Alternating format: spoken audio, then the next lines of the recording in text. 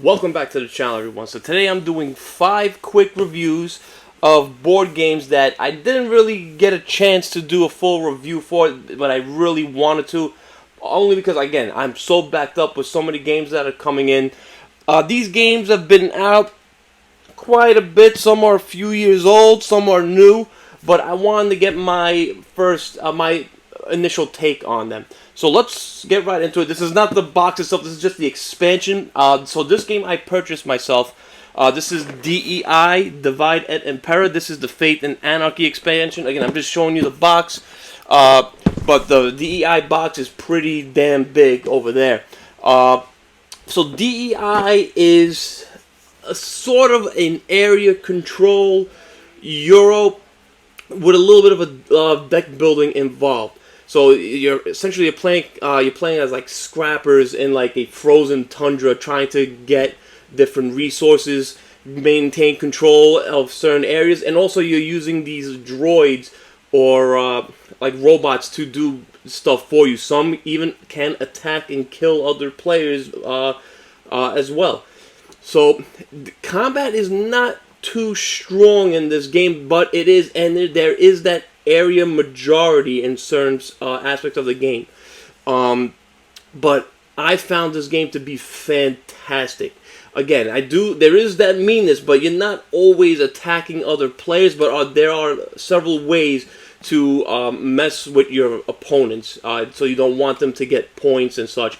The board is really interesting. It was a pain in the ass to put together, but essentially there's like 3 levels. And you're traversing along these areas. You're building bridges for yourself to traverse the board. The board can be arranged in different ways as well. Ton of replayability. And I have 2 expansions for it. I should have got the big box to fit all this crap in. If there's one thing I hate, is several boxes of games. But again, DEI, the people I play with it, some people really liked it. Some were like with it. I personally loved it. Again, I love the deck building aspect. You're out there trying to get more cards, but you need certain resources and to be in control of certain areas in order to get some of these cards as well. Again, it's been around for about a few years now. I know Board Game Co. raved about it. Alex, I know he's a big area control guy like myself, and this game did not, like I said, did not disappoint. I really love this game. So this is going to get Divide et Impera, or DEI, is going to get a 9 out of 10 for me. It's going to be on my shelf for a long time. This is my type of game. Again, even though the combat is not too much, there is some, but there is that player interaction, which is what I want. So 9 out of 10. Divide et Impera. So this is another one I've been wanting to do for a while. This is For Glory. So For Glory is a gladiator deck building game. So 1 versus 1, or you could also, with the expansion that's in here, bring it up to 4 players. So again, what you're trying to do is kill your opponent, and the deck building is really well done. The artwork in this game is really good. Really one of the best deck builders out there, but it's a little slower in terms of other deck builders, as there's a lot of planning and processing with the way everything goes. You're trying to take over like the different areas and stuff. Also, it's kind of got a little bit of battle line in it as well. So some games can go a little long. But again, this is the Kickstarter edition. The components, everything in this game is amazing.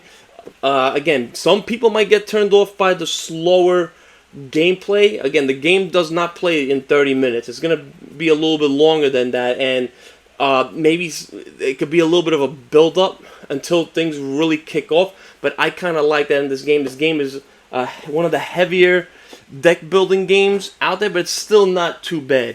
But really enjoyed this one a lot. One of my favorite deck builders, one of my favorite 2-player games. I have yet to play with the 4-player yet. I think 2-player is the way to go. But yeah, this is going to get an 8.5 out of 10 for me. For Glory, fantastic 2-player game, deck building game. Highly recommend you check it out. Again, also the theme. I love the ancient Rome theme. Any type of ancient history theme, I'm always gonna seek out. But For Glory, excellent game. Definitely go check it out. Okay, the next one we have here. Again, this is the expansion box. It's not the box itself, because the box itself is huge. This is Freedom 5. Again, this is the Cosmic Threats box. So if you think this box is big, wait till you see the regular box. It's a little obnoxious if you ask me how big it is. But it comes with a bunch of stuff. So Freedom 5 is like a superhero cooperative game, similar to Pandemic in a way. But it's based off the Sentinel of the Multiverse. I do have the card game. I have never played it. It is also a cooperative game. But Freedom 5 is... it's a grand old cooperative, it's a big game. There's a lot going on. There's a lot of scenarios. I know there's another book coming out with more scenarios. Replayability is huge. There's so much content in that one box. You really don't need the expansion. Again, when it comes to cooperative games, I am a little always hesitant to buy because of replayability. We don't have... Freedom 5 has it all for me. This is one of the best cooperative games out there. It's one of the best that I have ever played. It is not easy. It is definitely tough. You know, you pick your character, and similar to Marvel Champions, excuse me, let me fix this a little bit. Similar to Marvel Champions, you have your hero side and your civilian side, where you can't get attacked, but still bad things can happen if you're on that side. So they definitely borrowed from Marvel Champions a bit, but so essentially you're gonna have a mastermind, and then you're gonna have two regular villains. So there's usually gonna be like 3 scenarios for each chapter, and they progressively get harder. And so you you have the villains that's going around placing all these different color henchmen around, and then depending on which character you pick, they usually are stronger in certain colors or aspects. Again, I think red is strength. I forgot what blue, green, and yellow were. But again, the henchmen are in those colors as well. That determines how many dice that you can roll, and so how many successes you can possibly get. But Freedom 5 is an amazing game.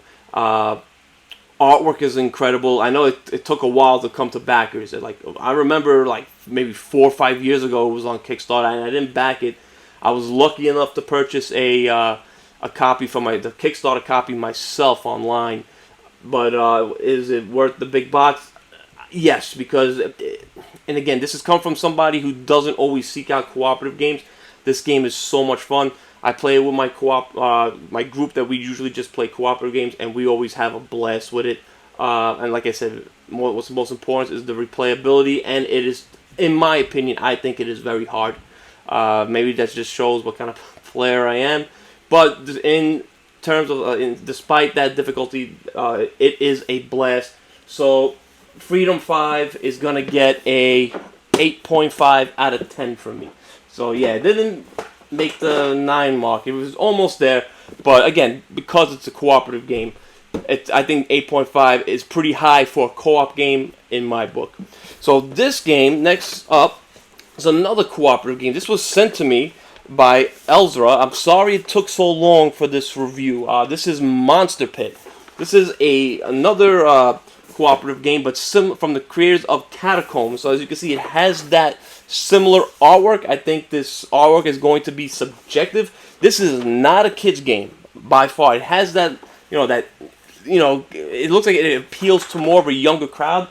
This is a very difficult game. So in this game, you're going to pick like a champion, and you're going to rally soldiers and other people to fight this monster. And there's a lot of dice chucking, which is what I love. But that also means that there is a lot of randomness.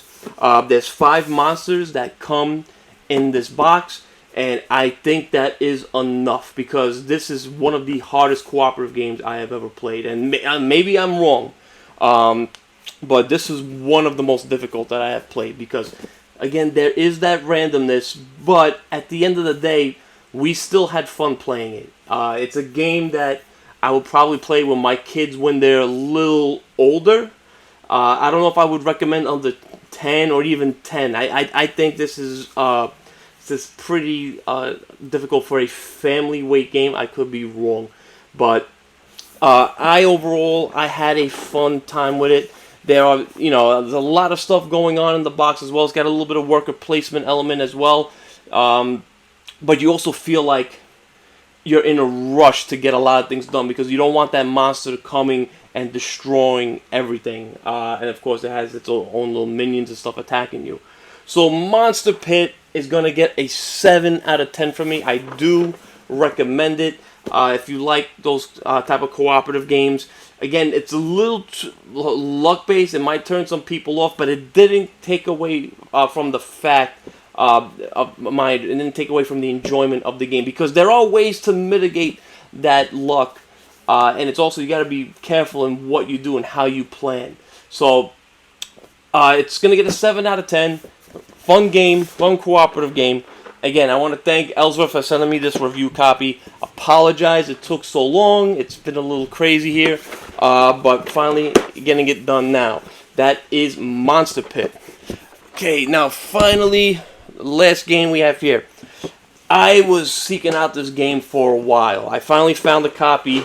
This is Anunnaki. I picked it up a few months ago at the Complete Strategist in Manhattan. That's a pretty famous board game store here in New York. They have wall-to-wall. They have everything. They had games that were pretty much been out of print for a little bit. I mean, they're a little more pricey, but great store. I want to give a big shout out to them. But we're going to talk about Anunnaki now, Dawn of the Gods. So this is by Capstone Games. So Anunnaki is a worker placement area control Euro game. I think at its core this is a Euro game with area control elements. So you're essentially picking one of the civilizations. Could be Greek, Egypt, I think Norwegian was the other, and Phoenicians were the last. I forgot. And you start with your home planet, and you have your god, you have your followers, you have your medium-sized gods, and then you have your main god, like the Greeks have Zeus. And what you're trying to do is populate those your planets, and also you have Earth, and of course Atlantis is also in the middle. That's actually one of the harder areas to conquer because it has the ancient civilizations that you have to fight. But it has this unique rondel, action selection rondel, and you're picking, the actions are going to be randomized every game. So the way they're going to be spread out around the board is going to be different. But you're going to pick an action, and the next action you pick, if you want, it could be next to that action. Now, if you keep surrounding the different triangles, you unlock a god.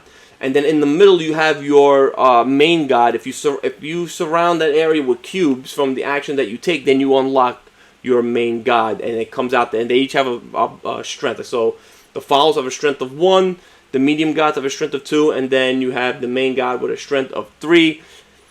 So it's really interesting. You don't have to go to the one next to it, but it allows you to put a cube down, which also can give you mana depending on where it is. But you don't necessarily have to do that. But if you say you pick a action that's on the other side of the board, you're not going to be able to put that cube down. There is some combat. Again, when I played, we really did not fight each other. I didn't feel like there was an incentive to fight other people, but you still want to do it because you want to control those certain areas. And there's a lot of ways to victory in this game. There are several different strategies that you can take. Again, there's going to be a board that shows what different, like how many areas that you can control, how many it has like certain goals, how many people that you fought, you move up for fighting and stuff as well.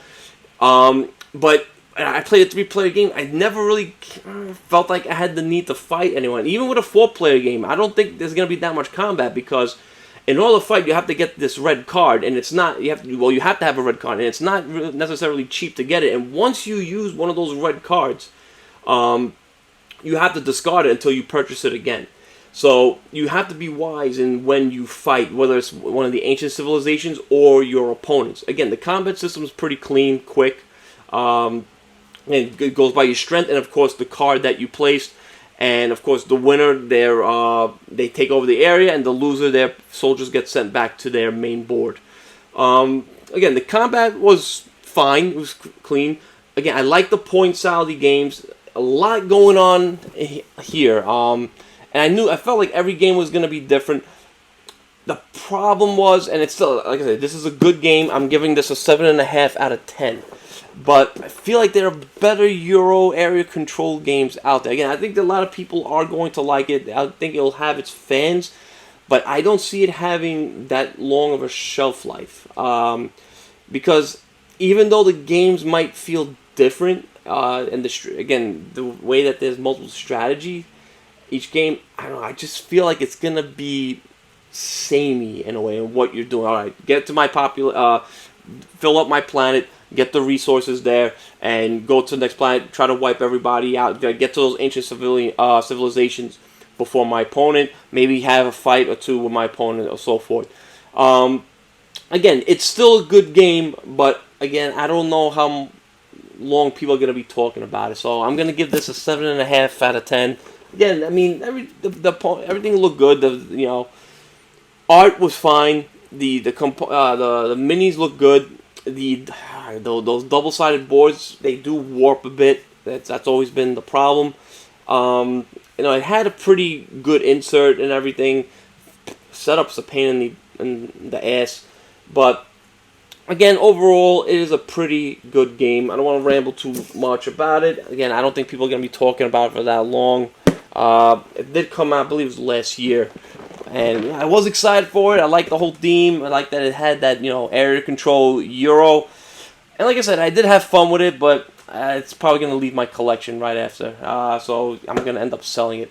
That's 7.5 out of 10. Well, that's going to do it for today, guys. I hope you guys enjoyed this video. If you have any questions, leave them in the comment section. I always try to get to everybody. Please like and subscribe. This little channel is growing every day. We are getting new stuff to review. Prototypes coming in all the time. We got a few prototypes that are coming in now. We have a Super Smash Bros. Style game that we are going to play, and I'll be doing a video for pretty soon, hopefully by the end of the month. But yeah, that is going to do it. I hope you guys enjoyed the video. Have a great day.